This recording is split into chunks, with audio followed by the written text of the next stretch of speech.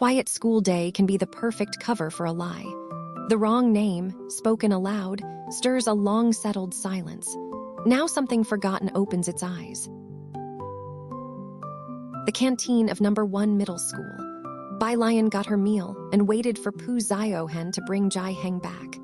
Jiang Fulai was called away by a phone call halfway there, so Jiang He followed Bai Lian to the number 1 middle school canteen.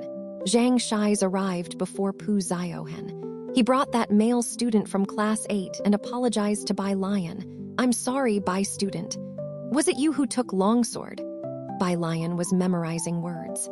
Hearing the apology, she looked up slightly, leaning gently against the canteen chair, her emerald green skirt spreading over the stool in full bloom, the peonies blossoming in luxurious and extravagant beauty. The boy from class 8 was a bit stunned. "Don't be nervous," Bai Lian smiled, her lips curling up. She was always breathtakingly beautiful, usually lazy and not aggressive, and now, methodically pressing on her phone, she said, "I just want to understand what happened." "Nervous about what?" Jiang Shi's gave him a glance. "Our Bai classmate here is such a sweet student, not like Chen Wei, she's straightforward." The boy from class 8 looked at Bai Lian, at her, "I just want to clear things up, otherwise I won't know who to annihilate" expression. Is this being sweet? Does class 15 have some kind of filter when it comes to Bai Lian? Ren Wangshuan agreed to me. The boy hesitated, but chose to tell the truth. "I don't know why she didn't contact Chen Zhu." "Chen Wei, Ren Wangshuan." Bai Lian withdrew her gaze and silently repeated these two names. Outside the canteen's main entrance, Pu Xiaohan brought Ji Heng in. Pu Xiaohan was sweet-tongued, and Ji Heng, carrying a big smoking pipe, looked at this gathering of students, likely all Bai Lian's good friends, and his usually stern face softened a lot. Upon seeing Ji Heng, Bai Lian gestured with her hand for Jiang Shi's to take the boy away. Right, she was originally going to perform a sword dance, and then her zither playing turned out to be even more amazing. She also said she didn't have any talents. Pu Xiaohan chattered all the way. "Grandfather, how can she play the zither so well?" Ji Heng was dressed in a black robe, neat and clean. Surprised by her words, he sat down and looked at Bai Lian. "You can do sword dancing too. I only heard from your uncle that you learned the zither for a year." "Only learned for a year?" Pu Xiaohan was shocked. "Alien, you've only learned the zither for a year." Bai Lian, who had been learning since a child and for over a decade. She remained silent, but she couldn't refute it. "Let's eat." She passed the chopsticks next to her to Ji Heng and Jiang He. It was then that Ji Heng noticed the little boy beside Bai Lian. "Is this your first friend?" At the time, Ji Shaojun had told Ji Heng that Bai Lian had made a friend in Xiancheng. "Yes, grandfather, his name is Jiang He." Bai Lian picked up her chopsticks and raised an eyebrow at Jiang He. "This is my grandfather, you can just call him Grandpa Ji." Jiang He swallowed his food and then looked up slowly, very quietly. "Hello, Grandpa Ji." "Hello." Ji Heng still had a pretty stern face. He always had this expression, serious and old-fashioned. Today was the school anniversary celebration, with performances in the morning and a half-day off in the afternoon. Bai Lian was always one not to waste time, so she'd go to the library to read and do homework during the holiday. She put Ji Heng on a public bus. "By the way, we're having dinner at your uncle's tonight." Ji Heng remembered this as he was boarding the bus and reminded Bai Lian, "Go straight to your uncle's house this evening." Bai Lian, pressing her phone, her delicate brows and eyes lazy, replied, "Okay." The bus drove off slowly. After seeing Ji Heng off, Bai Lian took Jiang He to the library. Pu Xiaohan, who didn't love visiting the library, tugged at Yang Lin, who had just finished a part-time shift, to follow along. The library wasn't crowded on a workday. Bai Lian found a table by the window on the second floor, a spot she and Jiang He often chose, and the group sat down and studied seriously. She hadn't answered many questions when her phone buzzed a few times. "White tank top. Sis, I just knocked that guy out from last time. My godfather gave me a mountain." Bai Lian glanced at the message. "One white tank top. Sis, my godfather said he wants to give you a mountain too." Bai Lian made time to write 2 biology problems. No need. A gratuitous offer of services is either from a plotter or a thief. "White tank top. Why not?" Bai Lian couldn't be bothered to reply. white tank top. "Sis, do you have time tonight? I have another matter to discuss with you." With the afternoon free, Bai Lian sent a location and told Mao Kun to find her directly. The library was a bit far from Purist Street. It took Mao Kun more than half an hour to arrive. Bai Lian put down her pen, picked up her phone, and stood up. Jiang He stood up as well. "Stay put, I'll just be at the library entrance to meet someone." Bai Lian stretched out a finger and leisurely pressed Jiang He's head back down. "I'll be right back." 3 Jiang He Ousted, and then sat back down properly. Bai Lian looked towards Pu Xiaohan again, and before she could speak, Pu Xiaohan gave her an okay gesture to reassure her. Outside the door, Mao Kun led 2 underlings, Xiao and Xiaoki, as the 3 of them squatted silently at the doorway. "Brother Mao," Xiao rubbed his head, "this place isn't really for us, though Xiaoki fits in quite well." Xiaoki had a tender face and looked to be only around 15 or 16. His hair wasn't long, and he had neither dyed it nor styled it in any odd way. If he hadn't been following behind Mao Kun, he would have looked more like a delicate high school boy. Mao Kun, with a cigarette between his lips, didn't argue. As they were talking, Bai Lian emerged from inside, prompting Mao Kun and his companions to immediately stand up. "Sis," Mao Kun scratched his head while introducing the 2 beside him to Bai Lian. "This is Xiao and Xiaoki, whom I picked up on Bachter Street. They both share the surname Mao with me." "Sister Bai," both of them called out in unison. Xiao's voice, in particular, was loud and clear. Bai Lian leaned lazily against the wall, still dressed in her finely decorated robe, exuding grace and willfulness, her snowy face showing a casual indifference. She folded her arms across her chest. "What's it about?" "The plaster you gave me is extremely effective," Mao Kun said earnestly. "Some people want to buy the recipe. Are you selling it?" "Buy the recipe." Bai Lian narrowed her eyes, aware that traditional Chinese medicine was declining and Western medicine was prevalent nowadays. But this was a recipe from the Imperial Palace, capable of treating sprains and strengthening the body's foundation. A miraculous drug for martial artists. Why hadn't it been handed down? "Sis!" Mao Kun saw Bai Lian lost in thought and not speaking for a long while. He quietly reminded her. Bai Lian came back to her senses, gazing at Mao Kun for a long moment, her expression tranquil and distant. "All right, but the name of the recipe must be stated. Imperial Revitalizing Plaster." Imperial Revitalizing Plaster. Despite never having heard of it, Mao Kun thought the name sounded cultured. "I'll handle this, rest assured. Although I'm not smart, Xiaoki is knowledgeable about these matters and will make sure you're not taken advantage of." Xiaoki seemed not to speak much, just standing quietly behind until Mao Kun called him. Then he would offer a reserved smile. Bai Lian just leaned there, looking at Xiaoki. "How old are you?" 17, Xiaoki responded. "Not in school." Bai Lian tapped her phone screen with her slender fingertips and furrowed her pretty brows. At that age, he should be in the first year of high school. 9 years of compulsory schooling. The orphanage only let him finish middle school and didn't allow him to continue. Later, he was tricked into Bachter Street, and I picked him up. Mao Kun explained for Xiaoki as if such things were commonplace. "Also, sis, my godfather wants to meet you. Are you going to Bachter Street?" He looked at Bai Lian, seeking her opinion.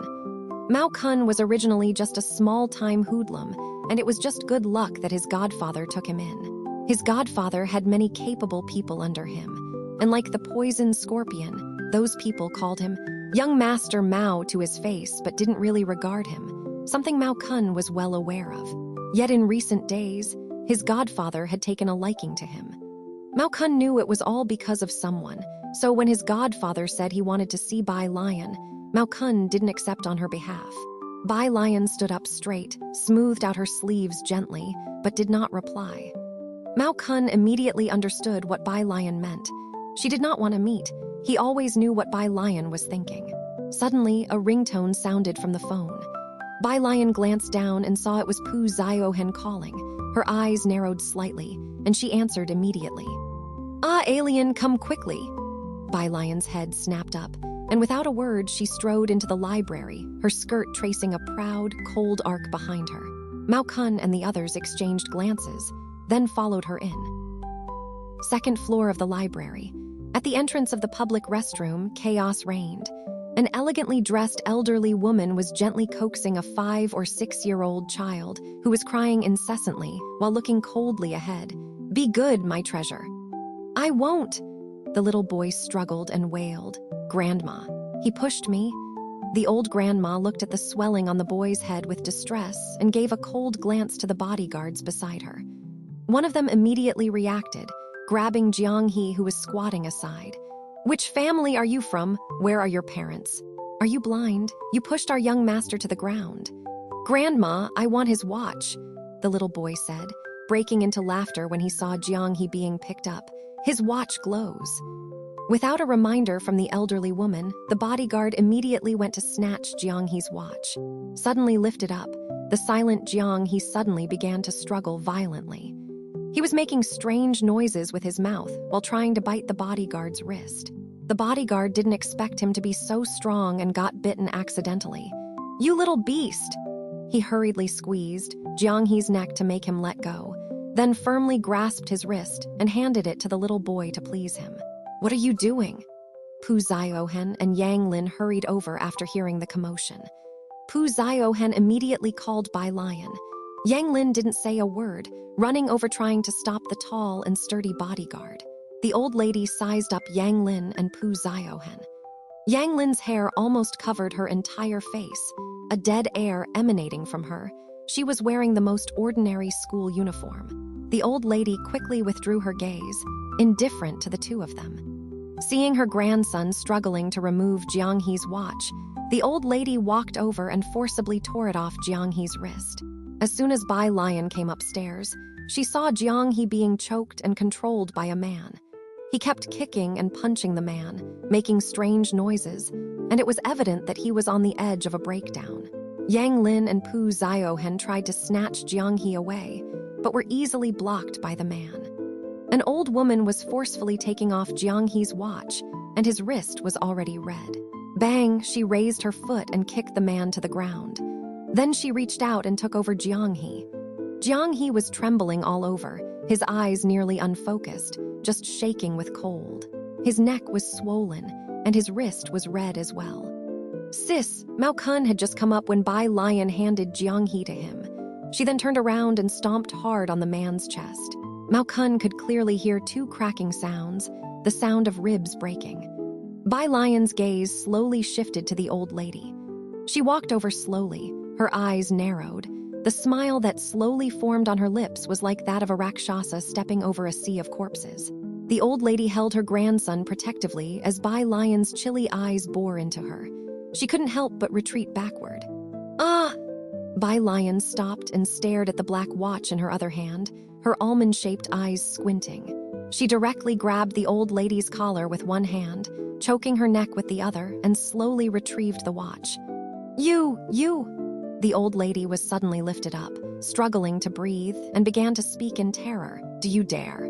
Do you know who my son-in-law is?" Bai Lian's fingers gradually tightened. Pu Xiaohan finally snapped out of it. She got up from the ground, held Bai Lian's hand, and shook her head. "Alien!" Bai Lian looked down at the old lady for a long while, finally releasing her grip before the woman suffocated. The old woman fell to the ground, coughing nonstop while clutching her throat. Bai Lian turned around to check on Jiang He. Jiang He was still shivering. She placed one hand on his pulse and wrapped her other arm around him to take him into her arms, her eyelids drooping slightly, a layer of gloom covering her overly delicate face. Mao Kun coldly looked at the old lady and her entourage, lowering his voice. "Sis, should I?" He made a slight slashing motion across his neck. "What are you thinking?" Bai Lian noticed that Jiang He was reacting to stress, glanced at Mao Kun, and said lightly, "It's a society governed by the rule of law." Mao Kun. For some reason, he found what his sister said quite amusing. "All right," Mao Kun didn't mind. "Call me if there's trouble. This kind of small matter doesn't require my godfather to take action." "Alien." Pu Xiaohan didn't hear the conversation between Bai Lian and Mao Kun. She just looked worriedly towards the old lady. "That person doesn't seem like an ordinary person." Mao Kun scratched his head. "Really?" He couldn't tell. Meanwhile, the library staff who had pretended not to see Jiang He getting caught. seeing the old lady's side at a disadvantage, started to panic and called security to maintain order. "Madam Li, are you okay?" They helped the elderly woman up. "Damn it!" The old lady was helped to stand up, with her nearly frightened, witless grandson beside her. She looked in the direction of Bai Lian, her voice hoarse as she said, "What are you all staring at for? Call the police." The police arrived quickly and took everyone involved in the incident to the police station. Bai Lian, with Jiang He, cooperated fully throughout the whole process. In the police car, Jiang He's body trembled continuously as he lay across Bai Lian's legs, while Bai Lian slowly patted his back. Parental contact information. The officer was taking notes in a small notebook. Jiang He was still laying across Bai Lian's legs. Bai Lian squinted her eyes. With her pupils still holding an unvanished fierceness, she sat there in her robe, her striking eyebrows and eyes relaxed lazily. She gave Ji Shaojun's number. Ji Heng was getting older, and Bai Lian did not want to trouble him to travel such a long way.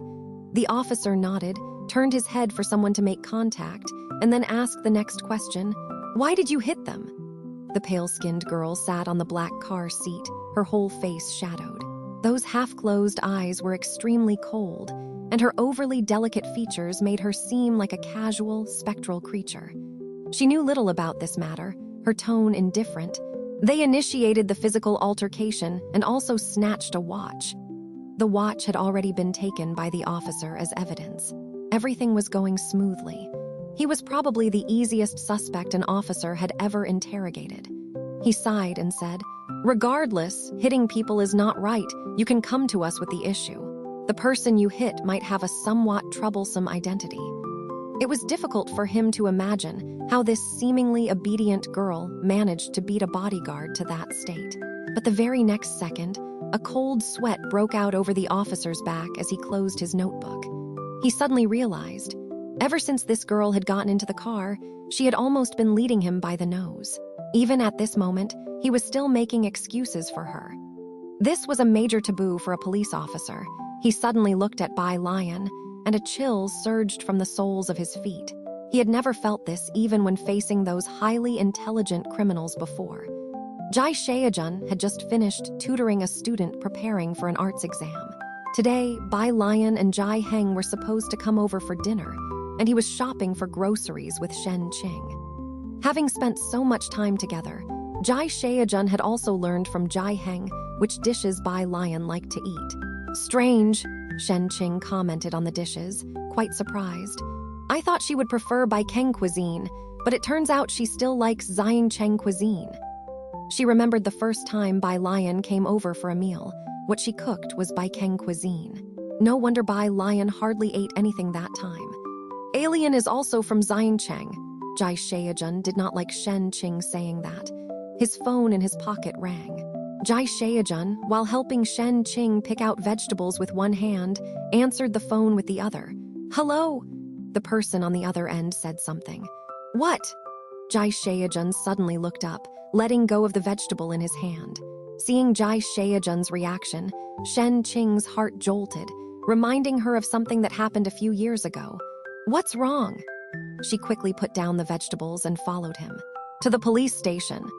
Ji Shaojun couldn't afford to explain and headed straight for the market's main entrance, hailing a taxi with Shen Qing to the police station.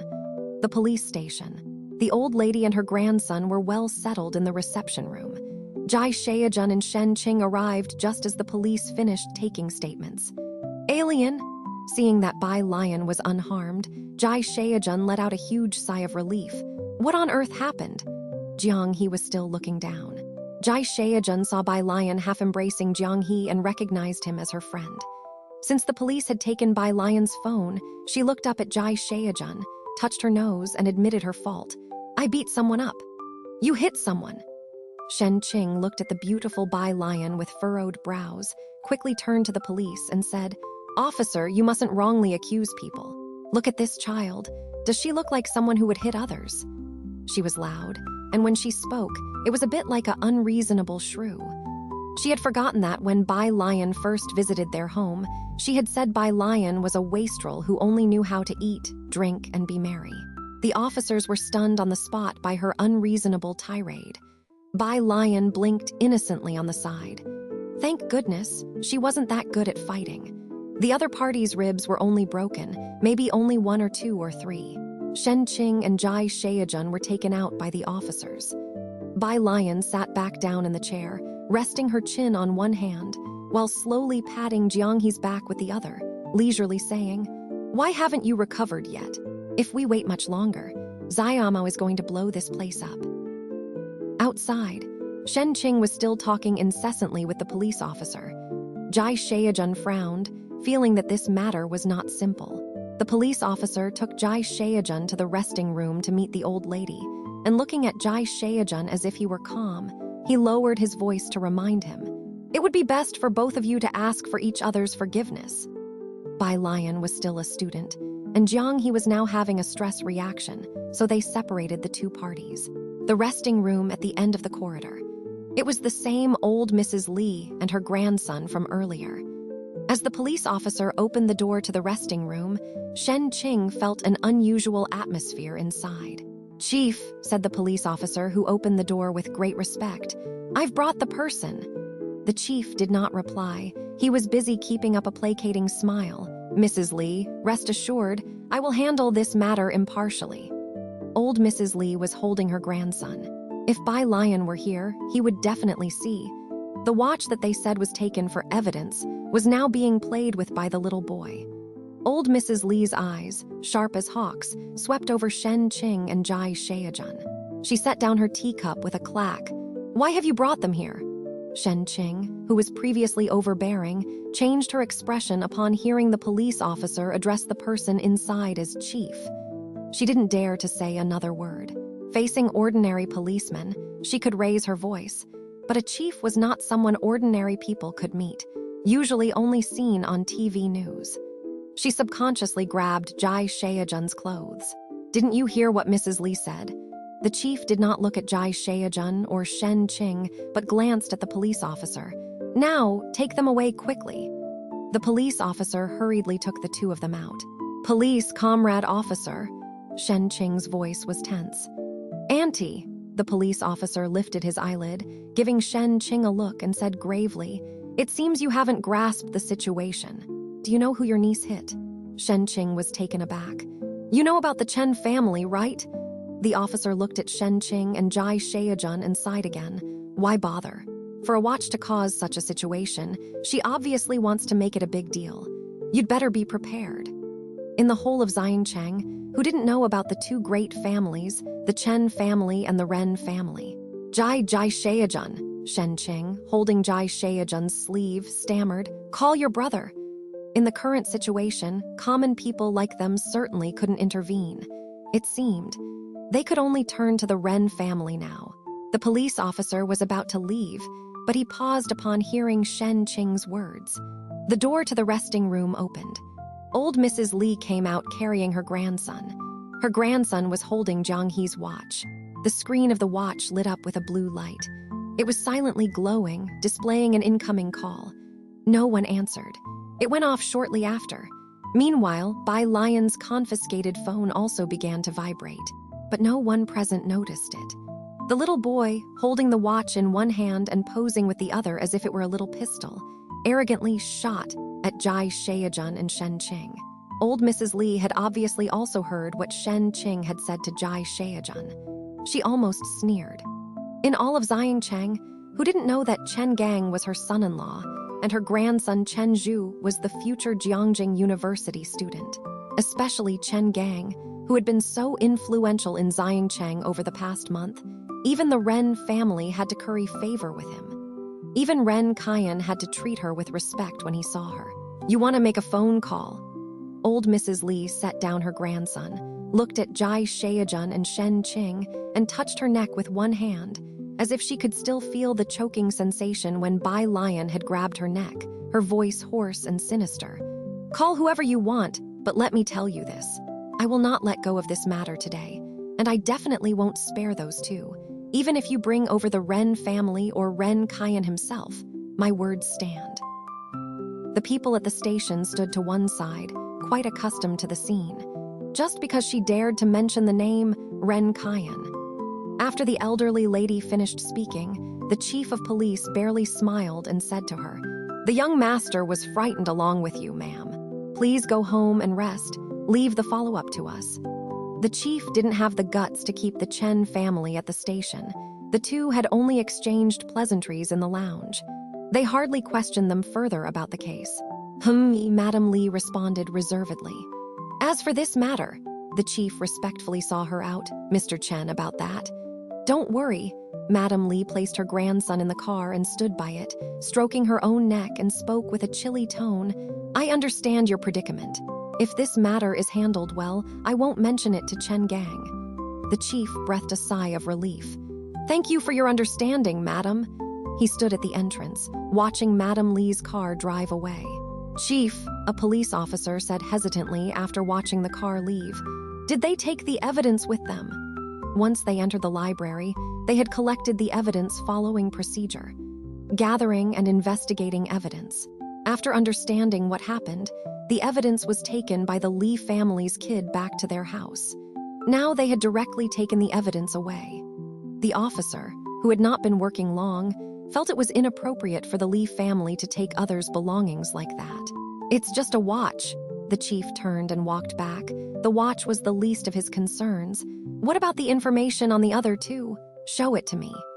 Chen Gang was a ruthless figure in Xiangcheng, a martial artist from his youth.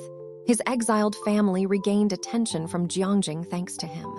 Unapproachable and unsympathetic, if this issue wasn't handled well and Chen Gang took notice, his good days would be over. The officer promptly handed over the recently gathered information and the written record. The chief skimmed through it on the way.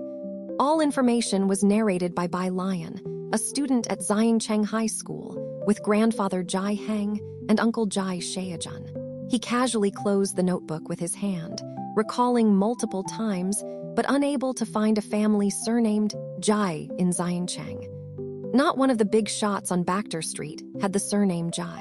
Recently, the surname Bai had been added to Blackter Street, but that had nothing to do with Ji. Madam Li was shrewd.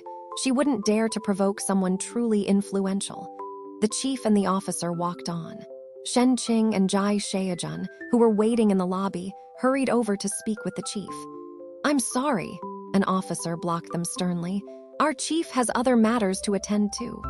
The chief wasn't someone ordinary people could see whenever they wished. If it had not been for this matter concerning Madam Li, such a trivial issue wouldn't have required his attention. Watching the chief's retreating figure, Shen Qing wondered, "What can we do now?" She had clearly heard what Madam Li said. Even seeking Ren Kian would be useless. In Shen Qing's knowledge, Ren Kian was the most powerful person she could think of.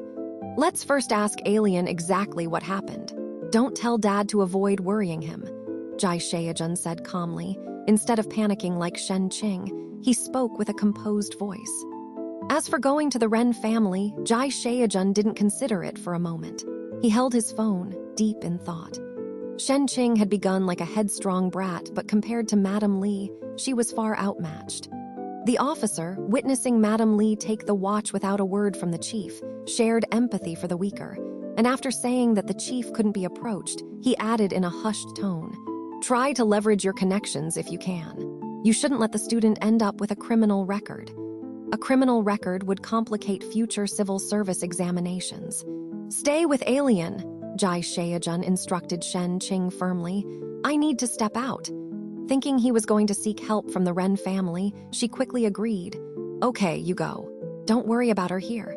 Meanwhile, Pu Xiaohan and Yang Lin returned to school, seeking Lu Lingxi. Most students, when faced with trouble, seek out their homeroom teacher, especially those in class 15. Hearing Pu Xiaohan's clear explanation, Lu Lingxi was alarmed. Bai Lian was pushed to hit someone. Her such a well-behaved, outstanding student forced to resort to violence. "Yes," Pu Xiaohan felt like crying. "Miss Lu, that old lady was unreasonable, snatching things and hitting people, and she seems tough to deal with. Bai won't get into trouble, right? You two go back first." Lu Lingxi gestured with her hand. "I'll handle this matter." She stepped out of the office and took out her phone to make a call. Pu Xiaohan spoke anxiously about Bai Lian's situation, and the other teachers in the office heard about it too, the news spreading quietly throughout the school. Even Ren Wangshuan, who had already gone home, had heard something about it. Ren Kaiyan made a call to ask Ren Wangshuan about the incident with Chief Chen. "I don't know," Ren Wangshuan said, looking out the window. "Chen grandpa left after watching the performance and didn't join us for lunch." The school leaders had also not stayed. "How did your calligraphy go today?" Ren Kaiyan knew that the school intended to have Ren Wangshuan showcase her handwriting in front of Grandpa Chen. "The best piece I've written recently." Ren Wangshuan pursed her lips, her beautiful features slightly furrowed. She was somewhat distracted. Ren Kaiyan naturally had no doubts about Ren Wangshuan's abilities, but now, sensing something unusual in her tone, he put aside what he was doing. "What happened?" "It's just..." Ren Wangshuan hesitated, biting her lip. She didn't tell Ren Kaiyan about Bai Lian's Guzheng performance at school, merely asking, "Did someone from the Ji family come looking for you?" "The Ji family?" Ren Kaiyan was surprised. "You mean your dad? He hasn't looked for me." "I see." Ren Wangshuan was a bit taken aback.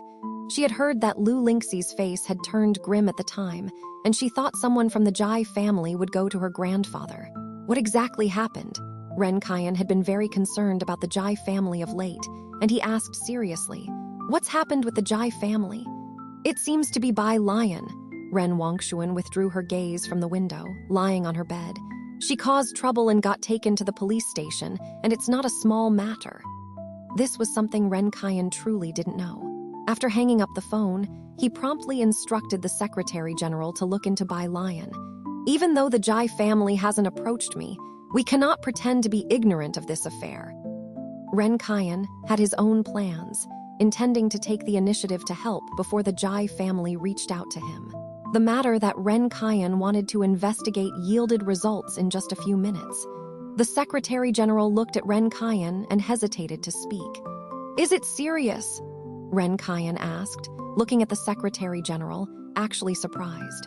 He didn't think there was anything in Xiangcheng that could cause him trouble, especially considering it involved the Ji family. How big could it possibly get? To Ren Kaiyan, it was just a matter of a few words. The Secretary General bowed and reported to Ren Kaiyan. "It's not that serious, but Miss Bai, she injured Madame Li, and Madame Li is very angry now." "What?" Ren Kaiyan was astonished. Whom had Bai Lian offended to have clashed with Chen Gang's mother-in-law? Ren Kaiyan was silent for a good long while. He knew the importance of the Chen family, and Bai Lian was worth the investment, but Grandpa Chen. Even if given several more decades, he wouldn't find a chance to connect with the Chen family of Jiangjing. Eventually, he waved his hand. Ren Kaiyan slowly said, "Let's not deal with this matter for now. If the Ji family calls, you help me find an excuse to delay them." "Understood." The Secretary General lowered his head. Xiangcheng CRFS Dark Matter Research Institute. Jiang Fulai took off his glasses, his black coat open, his cool gaze fixed on the data, the fluorescent marker being slowly tapped between his fingers. No interaction between dark matter particles and other particles detected. Expand the variety of particles. "Got it." He Wen noted down the important points. Standing behind Jiang Fulai, he observed him covertly, estimating the mood of young Master Jiang. Eventually, the quest for knowledge overcame the fear of young Master Jiang, and he Wen, holding his notebook, spoke cautiously. "Young Master Jiang, have you done the new questions from the app recently?" Jiangjing University's app training camp has a basic question bank and a challenge question bank, with 20 new questions released each month. They cover mathematics, physics, chemistry, and biology, with 20 basic questions every month. Getting all the questions right grants 10,000 base points. The scores are determined by the system. The challenge question bank is composed of questions set by a group of tutors from Jiangjing University, randomly refreshed. Solving one question multiplies the monthly score by 1. The number of questions solved is equivalent to how many times the score is multiplied. The question bank is refreshed each month. The basic question bank is generally manageable, but for the challenge question bank, no one aside from young Master Jiang has completed it. The system's best answer is still young Master Jiang's.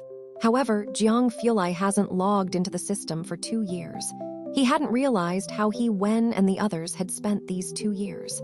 Unable to finish the challenge questions, they dared not ask. A few days ago, someone downloaded the app and even followed someone. The people from several laboratories were almost brought to tears. After waiting 2 weeks, Jiang Fulai neither brushed the questions nor left any answers. What kind of questions? Jiang Fulai picked up his phone and looked at the time. It was just past 4. He Wen quickly perked up. There's a question about photons. He spoke succinctly. But after he finished, He Wen had a vaguely bad feeling. Sure enough, the next second, Jiang Fulai looked at Jiang He's lack of response, clenched his phone, and with calm and indifferent, emotionless 3 words, "High school question. I'll look into it further." He Wen hastily attempted to remedy the situation. Jiang Fulai looked at He Wen, his lips slightly pursed in coolness, wanting to say something, but ultimately held back. He turned and left the room, sometimes really doubting what kind of people he was spending his time with in the same laboratory. Once young Master Jiang left the office, the others looked at He Wen with an expression that said, "You've got guts." He Wen, can you tell me how you dared to ask him high school questions? He Wen, ... Can you do it? That person shrugged. But we wouldn't be bold enough to ask him to do it. Joking, there were standard answers in the question bank, though none as clear and enlightening as young Master Jiang's answers, but they were sufficient. Who would dare to have young Master Jiang do their problems? After all, even academician Ma hadn't been able to trick young Master Jiang into his laboratory. Outside, in the office, Jiang Fulai called Jiang He again, but no one answered. It wasn't surprising. Jiang He had been giving him the cold shoulder for several days now. Pale fingers tapping on the phone's screen, he dialed Bai Lian's number, telling her that Ji Heng would be late picking up Jiang He tonight. Still no answer. Jiang Fulai hesitated in his steps, knowing that Bai Lian was at the library with Jiang He. "Computer!" Jiang Fulai paused in his stride, made a timeout gesture to the researchers in the office, and set down his fluorescent pen. The assistant quickly handed over his computer. The underground laboratory, to avoid cosmic ray interference, was built deep into the earth, perennially cold and shadowy. Jiang Fulai set the computer on the table, not bothering to sit, one hand bracing the tabletop, the other tapping on the keyboard. The computer's glow made his face seem even more pale and sharp, and a black skull icon soon appeared on the desktop. Line after line of code emerged at his fingertips. The assistant stood 3 steps away, watching expressionlessly. Jiang's business scope was too broad for him to understand anything. Pale fingertips struck the enter key with a snap, and a large map of Xiangcheng popped up on the computer screen with a small red dot moving slowly. The assistant behind only saw Jiang keying in several lines of code, with the map continuously zooming in. It finally stopped on a street. He was tracking the location of Jiang He's wristwatch. Jiang He often disappeared without reason due to his personality. In all of the Jiang family, even Ziju couldn't outplay the young Jiang He. Jiang Fulai had taken special time to make a wristwatch for him with a tracking feature. Under normal circumstances, Bai Lian and Jiang He should be in the library reading. But now they appeared in an unknown location, still slowly moving. Jiang Fulai pulled up the previous movements of the watch to confirm that the last appearance was at the police station. He stared at the route, closed the laptop lid with a cold snap. Postpone the meeting to tomorrow, give half a day off. He straightened up slowly, picked up his phone, and left carrying an air of frost. The entire office fell silent all at once. Someone looked towards the assistant. What happened to young Master Jiang? The assistant pushed up his glasses, making a profound guess. Probably someone who's looking for trouble messed with the young master. The son of academician, Jiang Sui. He Wen walked in just in time to hear the assistant's words and was quite astonished. After Jiang Sui's parents passed away, Jiang He was mistreated by a group of relatives who danced with demons. Jiang Fulai took Jiang He from Jiang Sui's home and severely dealt with that bunch of relatives. It was a well-known event throughout Jiangjing. They would rather provoke Jiang Ziju, who didn't blink an eye when killing someone. Who would be so bold as to provoke Jiang Fulai? Jiang Fulai took the elevator up, looking down at his phone as he dialed Ming Dingheng. Ming Dingheng was with Chief Chen. When he received Jiang Fulai's call, Chief Chen was exchanging pleasantries with someone. Is this drug really not for sale on a large scale? He had heard that there was a miraculous plaster on Bachter Street, which had a significant appeal to the Chen family and various special forces, no less than Wang Yufeng's minerals. The other person smiled. Sorry, there's no news from Dr. Bai at the moment. Chief Chen looked at the person and cursed inwardly, thinking they were tough nuts to crack and playing the old game of holding their goods dear. He'd better not find that Dr. Bai, or he would kidnap him, no matter the cost. Ming Dingheng glanced at them and then stepped outside to answer the call, his tone respectful yet puzzled. Young master. Where are you? Jiang Fulai didn't wait for the driver. He picked up the car keys with his eyes downcast, his voice indifferent. But Ming Dingheng on the other end of the phone heard it with a shock. Bachter Street. Meet me at the police station. Jiang Fulai opened the car door, holding the phone in one hand and starting the car with the other, as the evening sun slanted through the windows, casting his fierce face in the hazy sunlight. Jiang He's watch was last positioned there. What? Ming Dingheng's heart skipped a beat. His hands became somewhat unsteady. What's the matter? Chief Chen, who was speaking to someone, noticed Ming Dingheng hastily standing up, lowering his voice. It's about Jiang He. Ming Dingheng couldn't delay. You keep an eye on this place, I have to take a trip to the police station. Seeing Ming Dingheng's complexion, Chief Chen didn't dare to ask further. Bachter Street wasn't close to Xiancheng police station.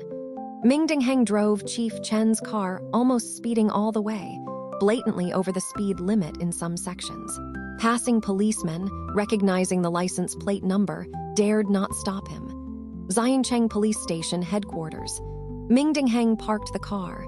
His car was eye-catching, and as soon as it appeared, someone saw it and quickly reported it upstairs.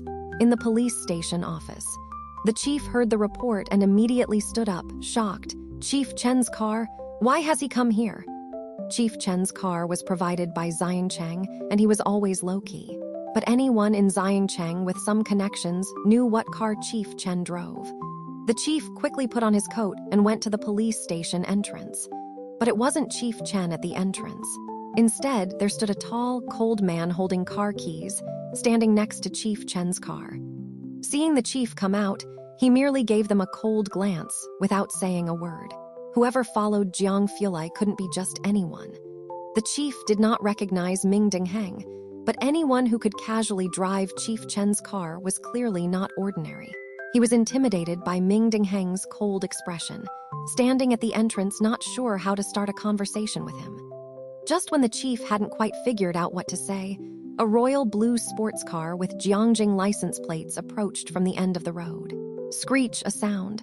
It stopped at the entrance of the police station. Under the setting sun, the car's body radiated a fierce chill. Ming Dingheng recognized this as the car specially brought to Xiancheng for Jiang Fulai's daily use. The chief glanced and saw a man in a black overcoat getting out of the driver's seat. Just a stately silhouette, simplistic in black, reflecting dark gleams in the setting sun, the entrance of the police station fell silent for a moment. Jiangjing, second update. 1. Jiang Fulai didn't look at anyone. He merely tilted his head slightly to gaze at the sign above the entrance. Then, he strode towards the police station. His trench coat swept behind him in a haughty swirl. Young master! Ming Dingheng hurriedly followed him. The chief and others at the entrance were completely ignored, exchanging bewildered looks. This was probably the first person who dared to dismiss the chief so blatantly. Chief! Someone voiced out in silence. Did those two not recognize the chief, or were they simply too indifferent to pay any attention? While still uncertain, they vaguely felt it was the latter. The chief suddenly felt uneasy. Without uttering a word, he followed them directly, outside the police station. Xiao scratched his head, looking at Mao Kun in the back seat. Brother Mao, are we going inside? Mao Kun pulled open the car door. Of course, my sister is still in there. These people really don't know how formidable I, Mao the Younger, am without being shown some color. Xiaoqi, with his hand on the steering wheel, sighed while rubbing his forehead. Brother Mao, Xiao, don't rush in yet. Xiaoqi, have you forgotten how you got to where you are today? If it weren't for our sister, the three of us would still be stuck on Purist Street as gang leaders, Mao Kun bellowed. It wasn't until his sister single-handedly took down Poison Scorpion that he caught the eye of his godfather and was able to shine on Bacter Street. And if he was a step later and his sister had already wiped out those people, where would his face be? Zioki, hold back, his elder brother is an idiot. Let's wait, Zioki inhaled deeply, trying to calm Mao Kun. The two people who just went in aren't simple. Zioki talked him around, eventually stopping Mao Kun. Mao Kun squatted across from the police station, lit a cigarette with a scowl. Fine, I'll wait another half hour. Xiao also squatted down beside him. Zioki turned his head away, not wanting to witness their foolishness. As soon as Jiang Fulai entered the lobby, the bustling crowd fell silent. He scanned the room. Ji Heng immediately grabbed a police officer by the collar, asking, "Is there a brother-sister pair here?" The officer was startled by Ji Heng's stern gaze. "Yes, there are. Take us to them." Ji Heng let go. There weren't many cases today, mostly old ones. Speaking of a brother and sister, it had to be Bai Lian and Jiang He, who were still in the interrogation room. The officer hurried to take them to Bai Lian and Jiang He.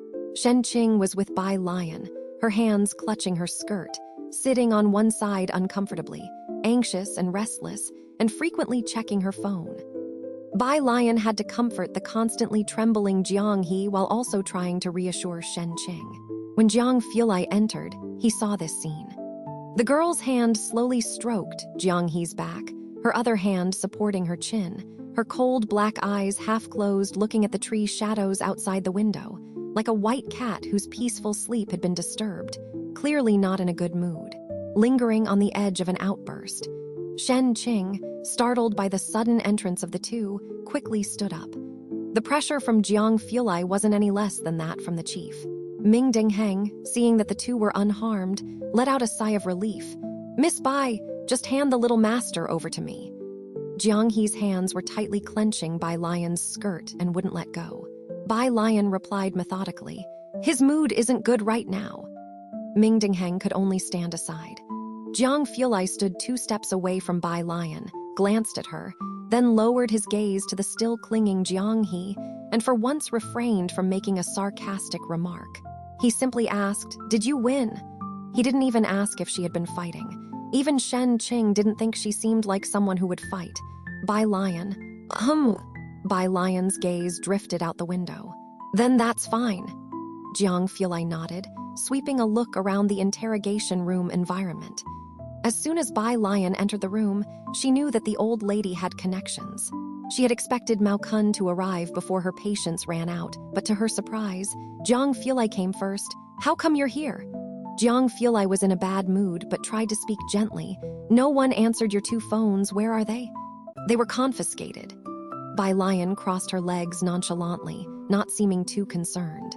Jiang Fulai's cold glance swept to the side. Ji Heng immediately grabbed someone from behind. "The phones." The person, frightened, didn't dare to ask anything and hastily retrieved Bai Lian's phone. Bai Lian took her phone, only to see many missed calls, 2 from Jiang Fulai, 5 from Ji Shaojun, and over a dozen from Mao Kun. She opened WeChat White Vest. "Sis, White Vest, haven't you come out yet?" White Vest. "I've arrived, don't do anything rash, sis." Bai Lian. Then she turned to look at Shen Qing. "Where's Uncle?" Shen Qing was startled by the sudden arrival of Jiang Fulai and another person. She didn't dare to look at Jiang Fulai and answered in a low voice, "He's gone out to find someone." Bai Lian lowered her head again to send a message to Ji Shaojun, "Uncle, it's all good now." "Ah, this is my aunt." She looked up and introduced Shen Qing to Jiang Fulai. This was her first time calling someone aunt, and despite still being nervous in the police station, Shen Qing instinctively puffed up her chest. Yes, she is my niece." At this moment, she finally understood Ji Shaojun a bit more. Ren Wangshuan had never once called her aunt. Jiang Fulai looked at Shen Qing and paused. The aloof young master Jiang finally softened a bit and greeted her in a very polite manner. "Hello." "Ah." Shen Qing didn't know where to put her hands. "Oh, and little Wenmeng's watch." Bai Lian frowned. "Why didn't you bring it along with you?" Having investigated the watch's trail, Jiang Fulai naturally knew where it was. Without asking, he could guess what had happened between the two. "Someone will bring it back," Jiang Fulai said lightly, glancing at the door. Then his tone softened when he looked at Bai Lian again. "Let's go out first." Ji Heng reached out, wanting to take Jiang He from Bai Lian's hands. Jiang He weighed at least 50 kilograms, which was not light for a frail girl. He had just stretched out his hand when he saw Bai Lian easily lift Jiang He up. "Ji Heng," he remembered. "Miss Bai, do you still have a piece of iridium in your hand?" Jiang Fulai coldly watched Jiang He, who was burying his face, and he held back. The station chief was still waiting at the interrogation room door, and when he saw Jiang Fulai leaving with people, he hurried over, stiffly addressing Shen Qing with a much nicer tone than before. "Please wait a moment. The procedure isn't finished yet. You can't leave for now." He didn't dare to speak to Jiang Fulai, so he had to approach Shen Qing, who seemed the easiest to talk to among the group. Jiang Fulai stopped, interrupting the chief with 3 chilly words. "Who are you?" "I'm the chief of this substation." The chief lowered his head. "The chief?" Jiang Fulai withdrew his gaze, not looking at him again. He continued forward. "Let Chen Yangkun come and talk to me," he said, turning his head to Ji Heng. "If it's not handled well, just have him roll back to Jiangjing." The young master Jiang rarely called out people's full names. This was not an instruction, but a notification. Ji Heng's heart tightened, and he nodded seriously. Jiang Fulai didn't stop for a moment. Without making a statement or bailing anyone out, he just left with Bai Lian and Jiang He. Nobody behind them dared to stop them. After Jiang Fulai and Bai Lian left, the remaining people at the police station looked at each other in dismay. In Xiangcheng, they heard most about Ren Kaiyan and Chen Gang. Who was Chen Yangkun? Was he also from the Chen family? The officer from before looked at the chief and swallowed. "Chief, are we just letting them leave like this? How do we explain to the Li family? What is there to explain?" The chief suddenly broke out into a fine sweat on his forehead. "Hurry up and notify the Li family to send over the watch." His fingers trembled. The upper circles in Xiangcheng knew about a big shot from Jiangjing who had been sent down to manage things here. They all referred to this person as Chen Yi or Chen Bureau. The ordinary officers naturally didn't know Chen Yi's real name. But the chief, who had seen the files, was very clear about Chen Yi's true name, Chen Yangkun. The rest of the officers were startled by his reaction, and they quickly went to contact the Li family. The Li family. The elderly lady had already gone home to change into a new set of clothes. At this moment, the family doctor was carefully applying ointment to her neck, and in just 2 hours, the old lady's neck had turned purple and blue. The servant half knelt on the ground, holding a mirror for her. Lady Li's eyes were full of gloom. Ever since her daughter married Chen Gang, most people didn't dare to speak to her too loudly or too softly. How dare that girl do it? Smack! She slapped the mirror away. The servant hurriedly knelt down, trembling as they bowed their head. "Grandma!" The little boy ran down from upstairs, holding up a black watch for Lady Li to see. "It requires a password. Give me the password quickly."